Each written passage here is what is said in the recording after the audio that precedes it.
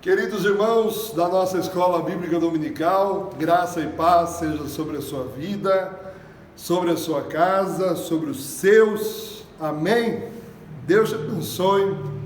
Saudade de todos os irmãos. Contando as horas para podermos voltar a estar juntos, né? Parece que esse tempo se aproxima. Vamos crer em nosso coração e esperar em Deus. Queridos irmãos, vamos dar continuidade ao nosso estudo da carta de Romanos, e eu te convido a abrir a sua Bíblia comigo em Romanos capítulo 6, do versículo 13. Vamos ler do 12, irmãos. Versículo 12 ao versículo 23, ao último versículo do capítulo 6. Nós já estudamos a primeira parte do capítulo 6, do versículo 1 ao versículo 13, falando a respeito do pecado, de estarmos mortos para o pecado. E aqui nós vamos observar nesse trecho um complemento daquele assunto que tratamos nessa primeira aula do capítulo 6. Leiamos Romanos capítulo 6, versículo 12. Portanto, não reine o pecado em vosso corpo mortal, a fim de obedecerdes aos seus desejos. Tampouco apresenteis os membros do vosso corpo ao pecado como instrumentos do mal, mas apresentai-vos a Deus como vivificados dentre os mortos, e apresentai os membros do vosso corpo a Deus como instrumentos de justiça. Versículo 14. Pois o pecado não terá domínio sobre vós, pois não estáis debaixo da lei, mas debaixo da graça. E então, havemos de pecar porque não estamos debaixo da lei, mas debaixo da graça? De modo nenhum. Não sabeis que, quando vos apresentais a alguém como escravos para lhe prestar obediência, sois escravos daquele a quem obedeceis, seja do pecado para a morte, seja da obediência para a justiça. Mas graças a Deus, porque, embora tendo sido escravos do pecado, obedecestes de coração a forma de ensino que fostes entregues. E libertos do pecado, fostes feitos escravos agora da justiça. Falo como ser humano, por causa da fraqueza da vossa carne.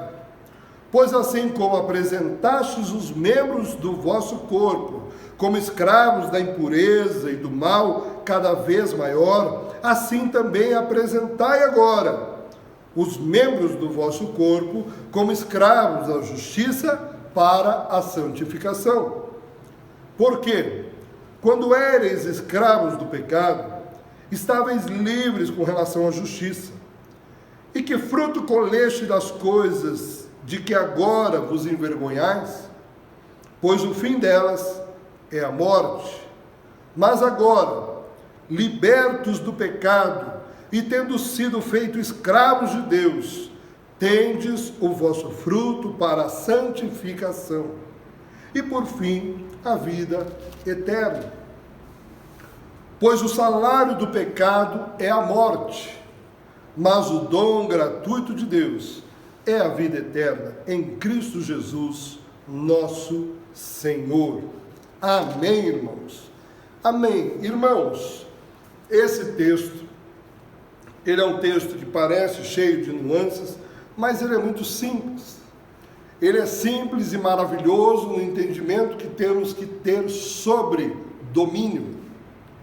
O que nos dominava no nosso velho homem, no nosso estado original de velho homem, filho de Adão, e o que agora deve nos dominar na nova condição de vida, na vida agora como justificado por Cristo. A vida que agora vivemos debaixo da graça do Senhor, a vida que agora vivemos na presença de Jesus como novas criaturas que somos. E nos ajuda a ter o entendimento da real condição que devemos viver. Lembra, quando olhamos no capítulo 3, e o capítulo 3 vem um texto nos dizer a respeito de que, quer dizer que então, quanto mais pecarmos, mais graça de Deus virá sobre nós? De maneira nenhuma.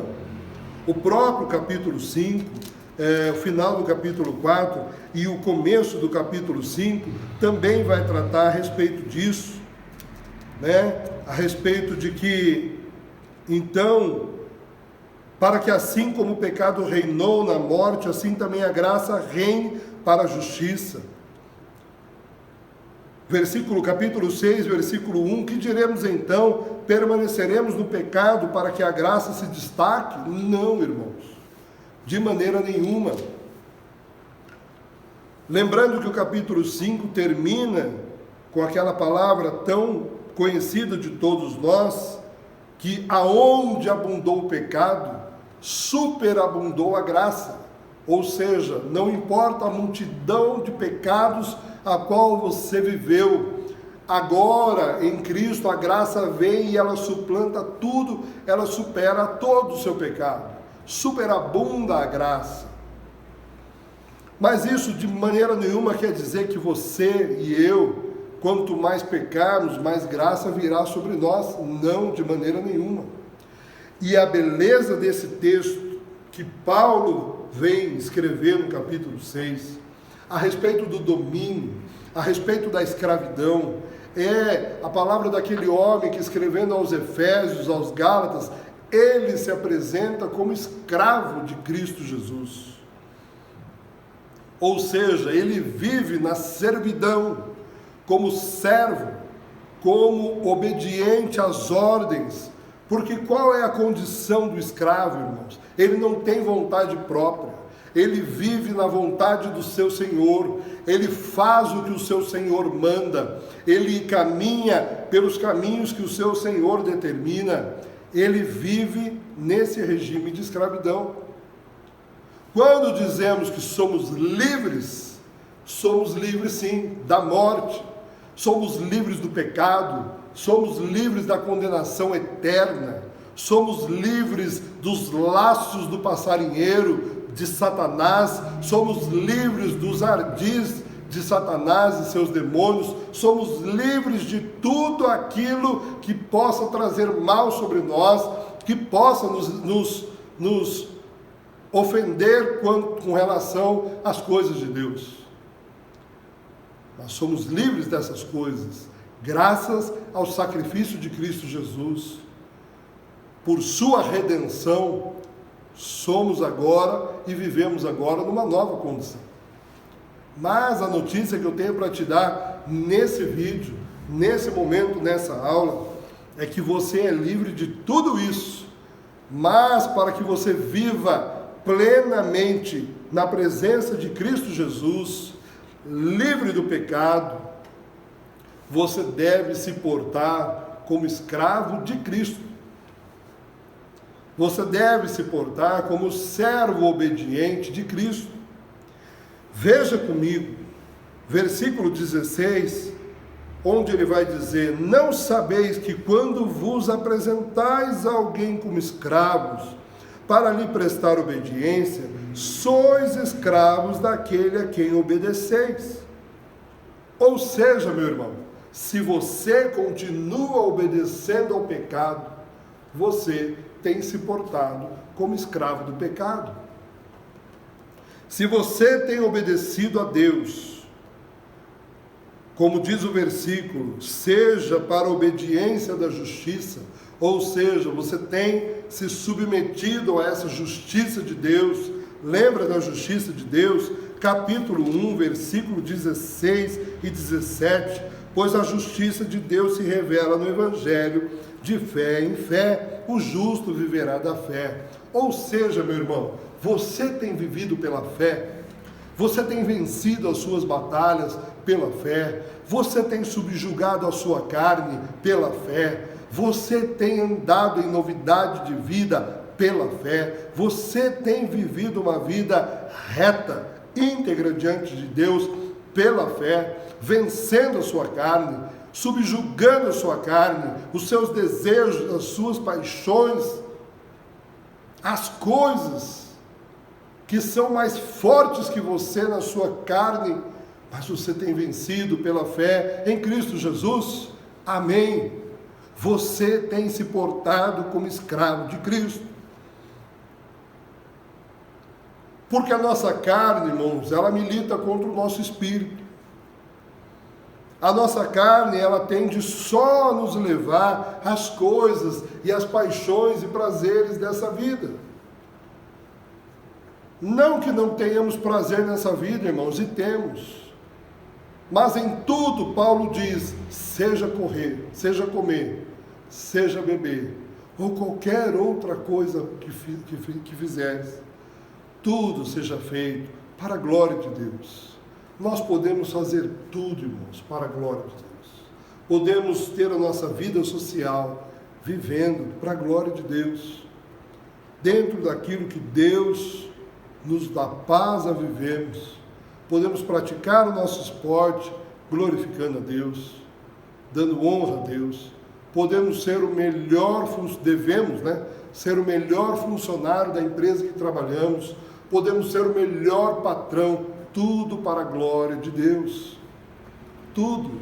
Se tudo fizermos submetido a esse Senhor e a sua vontade, sabendo aonde podemos ir, há um velho hino, irmãos, que nos diz que os meus pés somente vão onde os santos possam ir. São coisas, irmãos, que devemos submeter a nossa mente e entender que temos limites em todas as áreas da vida, mas também temos a liberdade que vem do Senhor para nós. E é tão precioso, irmãos, quando nós entendemos isso, quando essa limitação deixa de ser julgo e peso para nós, e nós fazemos tudo na liberdade que temos, para a glória de Deus, conscientes e cientes de que estamos fazendo para o louvor da glória dele, e que não estamos fazendo e vivendo submetidos ao pecado. Esse é o ponto que nós devemos encontrar de equilíbrio na nossa vida, irmãos. O ponto que nós devemos encontrar, mas isso quer dizer que nós temos que criar um cenário à nossa volta, irmãos. Você cria um modo de vida, você molda o ambiente que você está para viver para a glória de Deus. Certa vez eu fui visitar um amigo lá em Sorocaba, e ele já tinha dito para mim que estava tendo muita dificuldade de enfrentar aquilo que foi para ele um vício antes de vir a Cristo, que era a bebida. E aí um dia eu fui na casa dele. Quando eu cheguei na casa dele, eu vi lá uma prateleira da cristaleira da sala dele, tomada de garrafa. Mas tinha uísque de tudo quanto era coisa, vodka de tudo quanto era tempo, marca, e bebida de tudo quanto é tipo. Mas bebida é forte, não era vinhozinho, não, era coisa forte. E eu perguntei para ele, eu falei, cara, por que essas bebidas estão aqui? Ele falou, sabe o que é, cara? Quando minha família vem, alguns amigos vêm aqui em casa, eu gosto de ter aí para eles.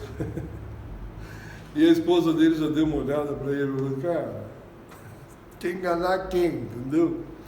Então assim, irmãos, esse é o cenário ideal para alguém que já teve problemas com o vício da bebida?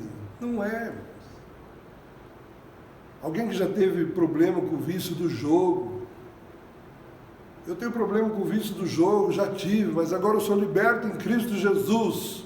E as minhas próximas férias eu vou passar em Las Vegas. Não, irmãos. Entende que nós temos que criar cenários, criar meios que possibilitem a nós viver nessa escravidão. Porque essas coisas, irmãos, são prazerosas, sim. A carne, satisfazem a carne do homem, sim. Não vamos ser mentirosos. Há quem gosta, há quem tem prazer naquilo, satisfaz a carne, sim. Mas é isso que o texto está dizendo. Versículo 18: libertos então do pecado, fostes feitos escravos para a justiça. E olha o versículo 19, ele dizendo: falo como ser humano. Quando éreis escravos do pecado, estáveis livres com relação à justiça, porque você estava escravizado pelo pecado. E que fruto colheste das coisas que agora vos envergonhais? Porque, irmãos, quando recebemos a luz de Cristo em nossa mente, quando somos iluminados em nossos olhos a respeito do Evangelho, todas as coisas que vivíamos na condição de pecador, torna-se vergonhoso para nós. E é isso que Paulo está dizendo aqui. Mas agora ele vai completar o texto do versículo 19, dizendo o seguinte: pois assim apresentasse... Desculpa, eu perdi o fio da meada aqui. Desculpa, eu li o 21 para vocês. Que fruto colheste das coisas que agora vos envergonhais?